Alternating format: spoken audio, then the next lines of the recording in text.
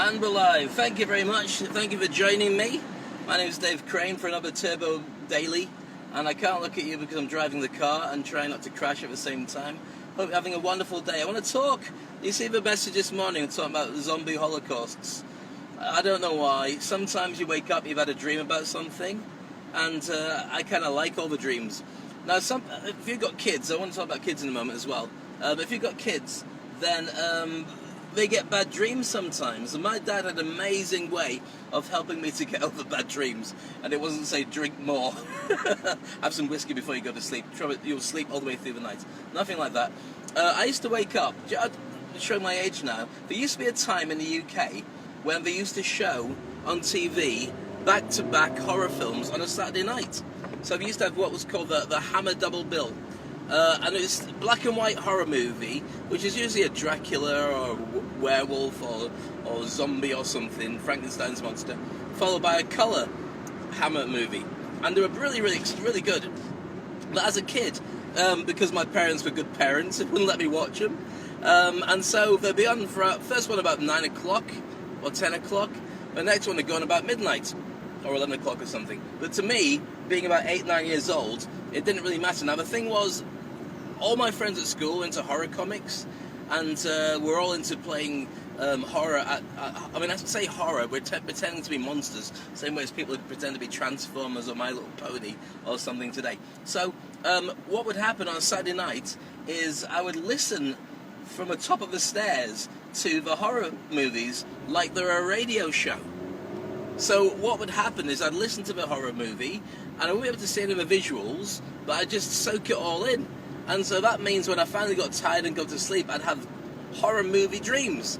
Now, for some people, that's a really good idea. Like, I love having them now. But in those days, it was actually a really, really scary thing. Because then I'd have these horrible nightmares where I'm being chased by werewolves and zombies and vampires and stuff like that. My dad had the most amazing philosophy on how to do it, how to deal with it. And you can use this for your kids as well, or for yourself. He said, well, first of all, whose dream is it? I said, well, mine. He said, so if it's your dream, you can have anything you want to happen in it. If you're being chased by werewolves and they're all trying to eat you, why don't you just become a werewolf? I went, what? Can you do that? He said, yeah. He said, just stop the dream and become their friend. And then they'll start talking to you normal. And it might mean you go off chasing other people, but what it does mean is that you're not getting eaten by werewolves. And so from that point on, I've been able to do it and reprogram my dreams. It's very good. I can even create dreams before you go to bed. But there's another story we'll talk about at some point. So, talking about the idea of I can't remember what started this conversation going. About kids and programming their dreams before they go to bed. And kids generally. Okay, that's what I wanted to talk about. Because I'm at an age now, I should reveal my age, but I'm not going to. But if you look at my Facebook, you'll go, really? He must have had a really tough time because he looks twice that age.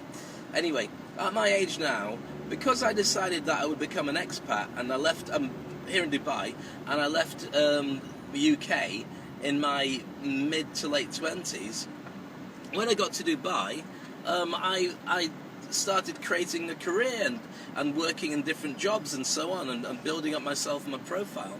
So there wasn't actually any time to settle down and have kids. I did it all later on in life, and I think there was a lot of people my age who are deciding to be older parents, which means, of course, that you've got to think about the food that you eat and the things that you do, because it's about the comfort food bit comes in at the end of the kids' karaoke and comfort food. That's what today's heading is. If you're eating food, like everyone should do, to make them feel better, sometimes you end up eating chocolate and cakes and stuff like that. But the problem is, as you get towards middle age, that big barrel around your tummy never goes away. It stays there and gets bigger and bigger. So you've got to end up eating rabbit food and really generally boring food you don't want to eat, because it keeps your metabolism right and stops you putting loads of weight on. So getting back to the original conversation, which is about how does that translate to kids and so on, well, it occurred to me from watching I was actually on Facebook, looking at an old mate of mine, a guy called Chris McGlade, who was a very funny comedian based in the UK, in Redcar, actually, he's from the same hometown as me, and he was making a post about his grandkids, changing a nappy of his grandkids, and it suddenly occurred to me, I've got a 5-year-old, I'm in my years, and I'm just an older dad as opposed to being a grandparent, which would have been what I would be if I'd have stayed at home in the UK and not decided to travel around the world seeking my fortune. And it's just a bit of a sobering thought. You think, oh my goodness, I'm really old, or they're really young. So, why should that come up in conversation? I'm just sharing it with you. Don't waste a second of any day. I'm not saying start making babies now, but what I would say, as a bit of advice from chatting to my dad about it, when I got married to Aziza, he said to me, when are you planning to have kids? I said, well, we're going to put some money aside, and when we're ready. He said, you'll never be ready. Ever, ever, ever. You'll never be ready. Have kids anytime. Because you can guarantee any time that you have those kids, they'll just take up every part of your life for the next 20 years and beyond. So for me, being an older parent, I know until the day I drop, I'm going to be looking after my kids to some degree. And you know what? This was a decision I made because I was such a bad boy in my 30s and early 40s. Or at least that's what I'm going to stick to as an excuse. So there's no right time to become a parent. And I met a parent the other day. Oh, not a parent, somebody who's just about to have a baby. And, well, not literally within like a few minutes, but she was heavily pregnant. She had about a month or so to go. And if you are pregnant, or you have got a kid, or you're at home just now, and you're thinking, you know what, you can talk about it. You've got no idea what it's like to have green poo in your fingers. I do, trust me, I know. Only take it now. Smell great now. But, bit of advice. First of all, 3 things I share with you about having kids. First thing, there's never a right time to have them. Have them when you love somebody enough. When a mum and a dad really love each other enough, that's when it's time to have a baby. So do that. Second thing is nature makes them so they don't break. So everyone's really worried about, oh my kid. Don't worry, they're going to be fine. They are tough. I'm not saying drop them down the stairs to see if they bounce. But I'm saying don't be over cuddly to them, to mollycoddle them, because they are tough. They're a lot tougher than we are, and they bend back in shape a lot faster than we do. If they bang their heads, they get up and laugh or giggle or cry, and then they crack on. You bang your head, you stay lying down. Second thing, which was that, actually I had 4 things now I think about it. Third thing is, if you are a mother and you are finding yourself within the first 3-6 months, you're chained to your baby. As in, you literally can't leave a room without taking the baby with you, and it's starting to make you go slowly mad, then here's a deal for you. It's taught to me by a very good friend of mine, and it's Ernesto Verdugo. Google him, he's a smart guy. And Ernesto said to me, what you need to do is get your missus to whatever she's wearing during the day, a nightie or a t-shirt or whatever it would be, let it go really stinky and don't wash it. Which sounds like a terrible thing to do. You're like, what? Well, I'm not going near her if she doesn't make any effort. But here's what you do. You lie it next to your kid. Because they love the smell. It smells like mummy. They love to cuddle it. And the thing is, that leaves you free to go leave a room and go elsewhere, because all their senses say you're still there. So if you want to get your sanity back and get a life, that's what you do. You make sure that you've got a stinky blanket, stinky t-shirt, don't wash it because it'll smell different, leave it next to your baby, and they'll always think you're there so you can go off and do other stuff. I'm not saying go down the pub, I'm not saying go shopping and come back and check on your baby. I'm just saying that leaves you to leave a room and do something else, at least for a period of time. And the 4th thing about babies, I'll say this, and it's not just for parents, but it's for all the friends of parents, is when they do go to sleep, make sure there's plenty of noise. Do not have your kids going to sleep in a quiet room if you can avoid it.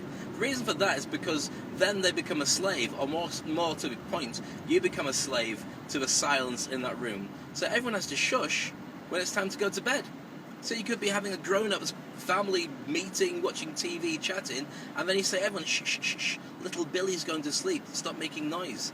And then all the grown-ups have to stop talking to make silence for the kid. Don't do it that way. Play music in the background, put TV on, make it nice and loud so they pass out naturally when they're tired. I promise you, it will save your own sanity and your own life. Let them get used to falling asleep when it's time to go to sleep, and let them get used to having noise in the background, because that means that wherever you are, when it's bedtime, they can just fall asleep without you having to worry about going somewhere else, being outside, turning your own TV down, or whatever it is you're doing, to make sure it fits in with them. So anyway, there's my 4 tips for having kids. I hope it helps somewhat. And the other bit I was going to mention was karaoke. I like singing, do you? Now I've got something big coming up with karaoke soon, and I'm just in the moment putting plans together. As soon as I've got those concrete plans, if you're based in Dubai, we've got something big coming your way. And if you're not based in Dubai, we'll let you know about something big that's not coming your way, but everybody else in Dubai will enjoy later on in the year, if you know what I'm talking about. That's it for me. Hope you have a wonderful day. I'm on the way to work, and another meeting, 2 meetings today already, and another one coming up now. So look after yourself. Let me know your comments, and if you want to know more about what I do as a motivational speaker and beyond, then check out one of my many websites. turbochargeyourbrand.tv is the one, and I'll be happy to answer any questions, and you can see some really cool videos there as well. So that's it for me just now. Be nice to yourself. Bye bye. Thank you. Bye bye.